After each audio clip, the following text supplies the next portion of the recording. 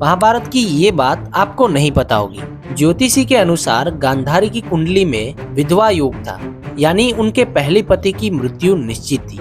इसी दोष को दूर करने के लिए शास्त्र सम्मत उपाय के रूप में उनका विवाह पहले एक बकरे से कराया गया। विवाह के बाद उसी बकरे की बलि दी गई। तकनीकी रूप से गांधारी का पहला पति वो बकरा था और धृतराष्ट्र उनके दूसरे पति थे। गांधारी के पिता सुबल ने ये बात धृतराष्ट्र और भीष्म से छुपाई थी। विवाह के काफी समय बाद जब धृतराष्ट्र को ये पता चला कि वो गांधारी के दूसरे पति है, तो वो इसे अपना अपमान मानकर अत्यंत क्रोधित हो गए। उन्होंने इसे धोखा माना और प्रतिशोध स्वरूप राजा सुबल और उनके 100 पुत्रों को कारागार में डाल दिया।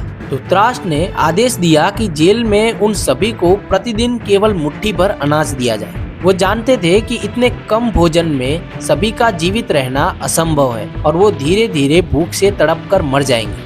राजा सुबल ने महसूस किया कि उनका वंश समाप्त होने वाला है, तो उन्होंने तय किया कि वो अपना सारा भोजन परिवार के सबसे चतुर और बुद्धिमान सदस्यों को देंगे, ताकि कम से कम एक व्यक्ति जीवित रहे और कौरव का विनाश कर सके। और वो सदस्य शकुनी था। मरने से पहले राजा सुबल ने शकुनी के पैर की हड्डी तोड़ दी, ताकि उसे अपने परिवार का दुख और अपमान हमेशा याद रहे। इसलिए शकुनी लंगड़ा कर चलता था। शकुनी ने अपने पिता की हड्डी से वो जादुई पासे बनाए, जिनमें उसके पिता की आत्मा का वास माना जाता था और जो हमेशा शकुनी के इच्छा के अनुसार ही गिरते थे। बाद में धृतराष्ट्र ने शकुनी को मुक्त कर दिया, लेकिन शकुनी कभी गांधार वापस नहीं गया। वो हस्तिनापुर में ही रुक गया और अपनी कूटनीति से कौरव और पांडव के बीच युद्ध का बीज बोया, ताकि पूरे कौरव वंश का नाश हो सके। एक रोचक बात यह है कि कई विद्वान मानते हैं कि शकुनी वास्तव में दुर्योधन का शुभचिंतक नहीं था, बल्कि वो धृतराष्ट्र से अपनी परिवार की मृत्यु का बदला ले रहा था।